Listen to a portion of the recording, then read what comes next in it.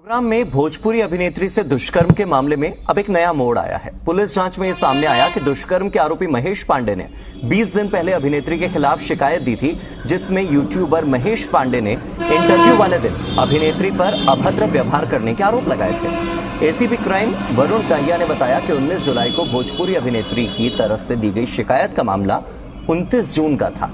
जांच के दौरान यह पता चला कि महेश पांडे ने 30 जून को ही थाना उद्योग विहार में भोजपुरी अभिनेत्री और उसके साथियों के खिलाफ मारपीट और नशीला पदार्थ खिलाने का मामला दर्ज करवाया था।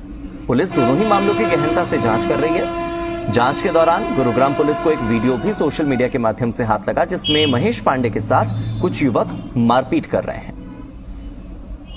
भोजपुरी एक्ट्रेस से रेप के मामले में अब एक नया मोड़ आया है। क्या है पूरा मामला और क्या कुछ नई बदलाव इसमें आए हुए हैं, इसमें ज़्यादा बातचीत करने के लिए मेरे साथ हैं एसीपी वरुण दहिया, उनसे बातचीत करते हैं। सर, क्या कुछ अब नई अपडेट है इसमें रेप के मामले में? ये एक पीड़िता द्वारा जो अभिनेत्री भोजपुरी अभिनेत्री बताई जा रही है, इन्होंने केस रजिस्टर्ड कराया था 19 जुलाई को पुलिस स्टेशन उद्योग विहार के अंदर संबंधित जो रेप के सेक्शन हैं उसके तहत। उन्होंने उसके अंदर कंप्लेंट दी थी कि एक महेश पांडे नाम का व्यक्ति है जो कि एक्यूज है उसके अंदर, केस के अंदर। उन्होंने इनको इंटरव्यू लेने के बहाने एक उद्योग विहार के किसी होटल के अंदर बुलाया और वहाँ पर रूम में इनके साथ जबरदस्ती करी और जो रेप करा गया। उस संबंध में जो महिला ने इस पे जो कार्रवाई कराई है उसकी जब अगर हम पृष्ठभूमि देखते हैं तो उसमें कुछ चीज़ें और सामने आई हैं कि जो रेप की घटना का जो ये विवरण बताया गया है उस एफआईआर के अंदर, वो 29 जून की है।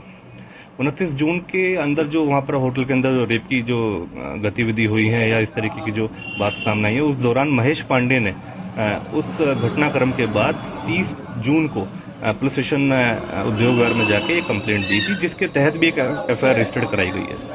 उस कंप्लेंट के अंदर जो महेश पांडे ने कंप्लेंट दी है उसमें वो विक्टिम है और उसमें जो एक्यूज बनाया गया है वो विशाल सिंह और इन भोजपुरी जो एक्ट्रेस अभिनेत्री बताया गया है उनको बनाया गया है। और उन्होंने आरोप लगाया है कि इनके साथ अपमानित और लज्जित करके और इनके साथ जोर जबरदस्ती चाकू की नोक पर जोर जबरदस्ती करके इनकी कुछ वीडियो वगैरह बनाई गई हैं और काफ़ी शराब वगैरह पिला के या कुछ ऐसा नशीला पदार्थ उनके साथ मतलब गलत गतिविधि करने की कोशिश करी गई है।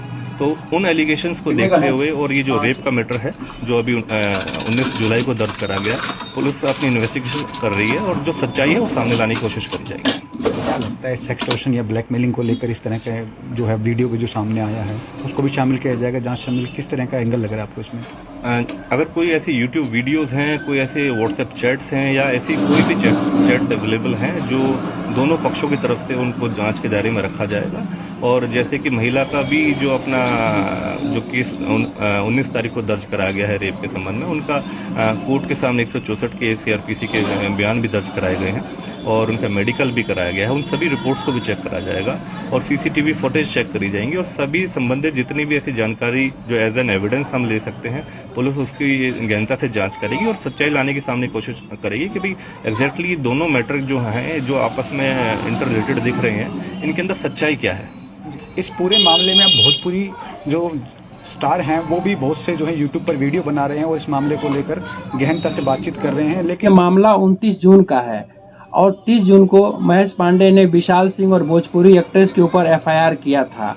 अब तो पुलिस छानबीन कर रही है, देखिए क्या होता है।